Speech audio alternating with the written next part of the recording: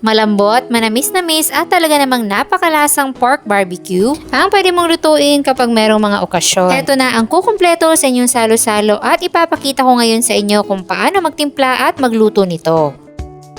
Ang part na gagamitin natin dito ay pork kasi dahil nakikita nyo naman na marami yung kanyang laman.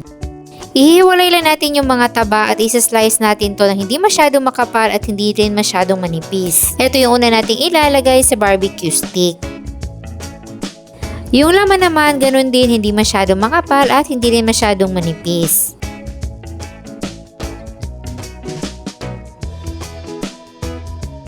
Pagkatapos nating mahiwa lahat, ilalagay natin yan sa mixing bowl.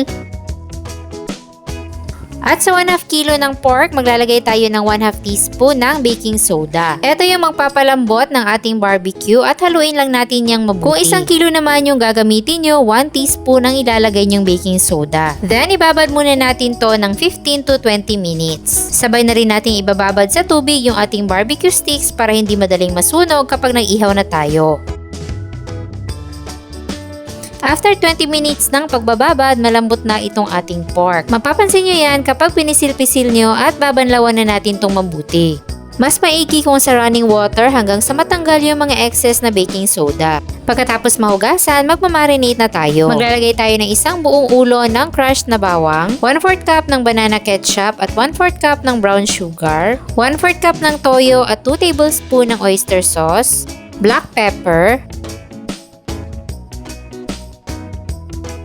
at meron tayo ditong 290 ml ng Sprite. So kahit hindi natin ubusin to, yung sakto lang na masubmerge yung ating mga karne. Tapos haluin na natin yung mabuti.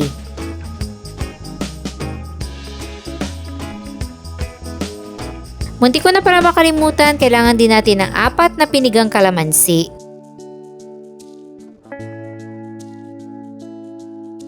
At para mas malasa at masarap, i-marinate natin to overnight at kung nagmamadali, pwede ng 4 hours. Gagawa na rin tayo ng ating basting sauce, so ito yung ipapahid natin habang nag-iihaw tayo. Meron tayo dito 1/2 cup ng banana ketchup, 4 na dinurog na bawang, 2 tablespoon ng toyo, 2 tablespoon ng cooking oil, at 1 tablespoon ng brown sugar. Then haluin natin yung mabuti.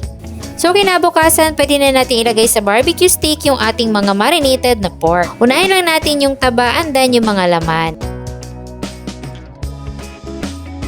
So yung dami ng mga magagawa nyo dito ay depende rin sa hiwa. Kung mas maninipis pa ay mas marami dahil yung ginawa ko dito ay yung malalapat. Then start na tayo mag-ihaw. At magpapahid tayo ng basting sauce kapag babaliktarin na natin yung ating barbecue.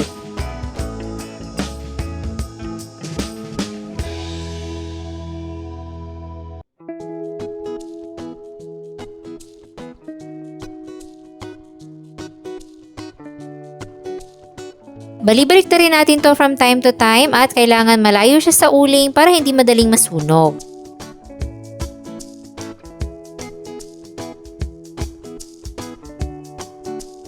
At ayan, ready na ang ating napakasarap na pork barbecue. Tignan nyo naman, itsura pa lang talagang nakakatakam na at halatang malambot.